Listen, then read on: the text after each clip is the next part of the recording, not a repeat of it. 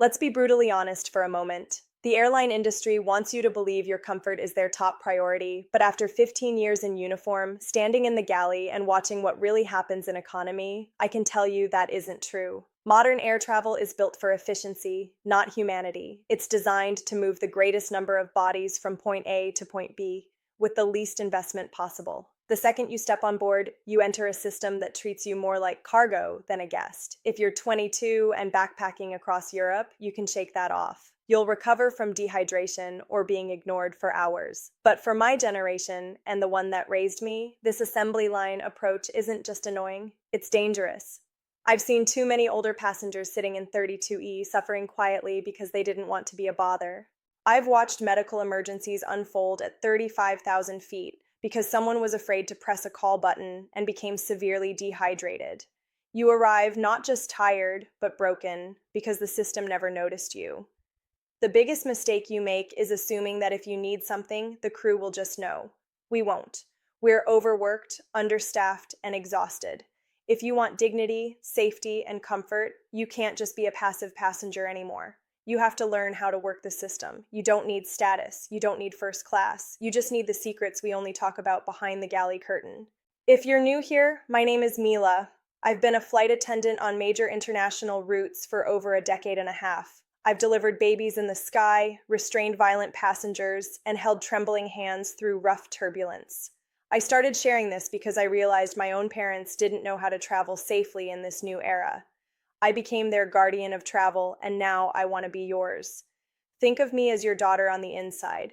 I'm going to tell you what airlines don't want me to tell you, because I care more about your well-being than corporate rules. Today, we're rewriting the rules of economy flying, and the first secret to VIP treatment starts days before you even pack. It's about creating what I call your invisible file. Here's the industry truth. Before every flight, the crew receives a manifest. You think it's just names and seat numbers, but it isn't. It's full of little codes called SSRs, special service requests, that tell us who you really are. During our briefing, our eyes scan for those codes. When I see one next to seat 14C, my mindset changes instantly. I move from efficiency mode into caretaker mode. I'm already aware of that person before they even step on board. But most of you, especially from a generation that values toughness and not making a fuss, are too proud to put anything on your file. I'll never forget a flight from New York to London years ago. 3 hours over the Atlantic, I noticed an older man in an aisle seat, pale, sweating, gripping the armrests. He could barely speak. He was diabetic, and his blood sugar had crashed. He hadn't eaten enough, and when the meal was delayed, he didn't want to ring the bell because the seatbelt sign was on. He didn't want to be trouble. We used oxygen and emergency equipment. It was nearly a diversion. Later, I checked the manifest. His name was clear. No codes. If he had listed his condition, I would have checked on him the moment turbulence delayed service. He would have been a VIP in my mind because his safety depended on it. His pride almost cost him dearly. So don't let pride put you at risk. When you book online, look for special assistance or accessibility. If you have diabetes, limited mobility, severe anxiety, or allergies, tick the box. If you can't find it, do it at the airport. At check-in or the gate, look the agent in the eye and say, "I don't need a wheelchair, but I do have a medical condition the cabin crew should know about. Could you add a note that I'm diabetic or have a heart condition or severe anxiety?" Watch them type it. In that moment, you move from being just a seat number to a person with needs we are obligated to monitor. Secret number 2 is about how you dress, and I know some of you won't like this. Comfort matters, but there's a big difference between comfortable and sloppy. Boarding is the most stressful phase for us. We're scanning hundreds of faces, profiling for safety, behavior, and attitude. We rely on shortcuts, and appearance is a big one. It's called the halo effect. If you look respectful, we assume you'll be respectful and low maintenance. If you board in pajama pants and dirty slides, our subconscious tags you as someone who might ignore rules. We're especially alert for non-revs, airline staff, and families flying standby. They're our favorite passengers because they know the drill and dress smart casual. When you dress well, a question pops into my mind. Is she one of us? A retired crew member? Maybe a pilot's parent? If I think you might be industry, you instantly get better treatment. I saw it last month. 2 passengers, same row, same age. One wore stained sweatpants and a shirt with an aggressive slogan, The other wore dark trousers, a neat cardigan, and clean flats. When the man demanded a double vodka before takeoff, my guard went up. When the woman politely asked if I could refill her water when I had time, I did it with a real smile. Her look and tone earned respect, and she got it back. I'm not asking for suits and ties. Your VIP uniform is layers: dark, stretchy trousers, a clean top, and a blazer or structured cardigan, a scarf for warmth and style. And here's the health secret: compression socks. Every crew member wears them. When I see a passenger in their 60s with sensible shoes and compression socks, I know they take their health seriously. That earns instant respect. Secret number 3 costs about $5. Buy a sealed bag of good chocolates, something individually wrapped. We're often treated like machines, on our feet for 12 hours, dehydrated and jet-lagged. When a passenger treats us like humans, it shocks us. The rule of reciprocity kicks in. Do something kind for me, and I want to return it. If you hand me chocolates, I promise every crew member knows within 15 minutes. You're no longer 21D, you're the kind passenger with treats. I once worked a holiday flight delayed by snow, everyone angry.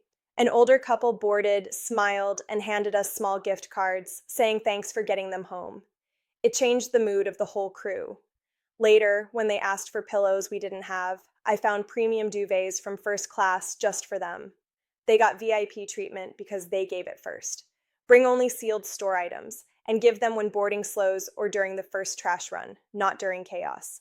Just smile and say, "These are for you and the crew. Thanks for taking care of us today." Now let's talk strategy in the air. Once the doors close, everything runs on a strict timeline. If you don't understand the rhythm, you'll get stepped on. Secret number 4 is knowing when you exist to us and when you should stay invisible. During main meal or beverage service, the cart weighs over 200 pounds and we're in full speed mode. If you ring your bell, then to ask for a blanket or a question, you break our flow and get labeled demanding. I remember a flight to Phoenix slammed service, and a passenger rang her light just as I was serving. She wanted to know if we'd land on time. I wanted to scream. I smiled tightly and moved on, and she didn't see me again for hours. Never ring during service unless it's a medical emergency. If you want extras, use the galley visit after carts are away or the trash pass. When we come with the trash bag, hold up your empty cup, smile, and say, "Any chance for a quick refill when you have a second?" Because you respected the flow, I'll often bring it straight back. That's VIP service. Next is biology. Cabin air is like standing on an 8,000-foot mountain with humidity as low as the desert. For bodies over 55, dehydration thickens blood, raises clot risk, worsens jet lag, and causes headaches. Those tiny cups of water are an insult. In the galley, we have big bottles and electrolyte packets, but we don't hand them out unless asked. I adored a frequent flyer in his late 70s. He'd walk back with his own bottle and say, "Mila, could you fill this so I don't bug you for little cups all flight?" I'd fill it from our largest bottle and sometimes add electrolytes. He got premium hydration because he made my life easier, so don't rely on the airline. Buy a big bottle after security. Bring an empty reusable bottle. After takeoff, walk back and say, "I struggle with dehydration up here. Could you fill this from your big bottle to save you the hassle?" You'll have water all flight, the ultimate luxury and economy. The fastest way to get better service is to break anonymity. To the airline, you're a seat number. To most passengers, I'm just Miss. But when you use my name, everything changes. It's a basic truth. Hearing your name makes you feel seen. We wear name tags, but most people ignore them. The few who don't get much better service. Do it naturally. When you board and I say welcome, glance at my tag and say, "Good morning, Mila." That's it. Later, instead of barking Diet Coke, say, "Hi again, Mila. Could I have a Diet Coke, please?" The difference in my reaction is night and day. You get the full can. The other person gets a cup of ice. Now, when things go wrong, and they will, broken screens, missing meals, crushed knees from reclined seats, how you react decides everything. We can't give refunds in the air, but we can write the report that gets you compensation later. Every flight has a purser who writes a log. If your issue is in that log, it exists. If not, it never happened. Most people get angry, they shout, demand managers, threaten. That makes us defensive, and we do the minimum. The VIP move is the graceful complaint. Trigger empathy, not defenses. I once had a woman on a 10-hour flight with a dead screen. She rang quietly and said, "Mila, I know this isn't your fault, but my screen seems broken, and I was really hoping to watch something. Is there anything at all you can do? I couldn't fix it, but I brought her premium snacks, water, and told her I'd log it. She got a $150 voucher later. The man who yelled about his meal got nothing. So follow this script. Start with, I know this isn't your fault, but state the problem, express disappointment, and then ask, could you please make sure this is documented in the purser's flight report so I can follow up later? When you use that language, we know you understand the system and will help you. Now we're nearing the end, but the two biggest stress points for older travelers hit right before landing. First, tight connections. Nothing spikes blood pressure like hearing you have 45 minutes in a huge airport. We can't hold planes, but we can arrange meet and assist, someone waiting with a cart or to guide you. But you must ask early. About halfway through the flight, check your arrival time. If your connection is under an hour at a big hub, go to the purser and say, I'm getting nervous about a tight connection. I know you can't hold the plane, but could you request assistance at the gate? I'm worried about walking that fast. Ask mid-flight so we have time to set it up. You'll step off into help instead of chaos. Next is the lavatory. For many seniors, bathroom access causes constant low-grade anxiety. Holding it in is uncomfortable and unhealthy, and standing in long lines near the back galley is dangerous if turbulence hits. On big planes, the rear bathrooms get crowded and messy. There are often cleaner ones in the middle near the cross aisle. Use them. Here's the timing. Go before you see the food carts roll out, because once they're in the aisle, you're stuck. The moment the seatbelt sign turns off, get up right away. Be first. And on wide bodies, aim for the middle bathrooms, not the back. We've covered a lot. Now I want to hear from you. Have you ever tried something small, like using a name or bringing chocolates and seen it change your experience? Share it, because your story might help someone else. Listen to me for this final part. I didn't teach you these secrets just to get an extra Diet Coke or a better pillow. I did it because I'm tired of seeing my generation treated like an inconvenience by an industry they supported all their lives. VIP treatment in economy isn't about luxury. It's about dignity. It's about making sure someone notices if your blood sugar drops. It's about staying hydrated so you don't step off into a hospital with a clot. It's about arriving at your grandchild's graduation or dream trip energized, not broken. Airlines count on your silence and politeness. Stop making yourself small. You deserve to be safe. You deserve to be seen.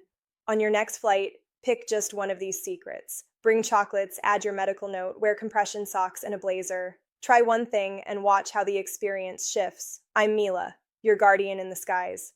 Travel safe, travel smart, and never apologize for needing to be taken care of.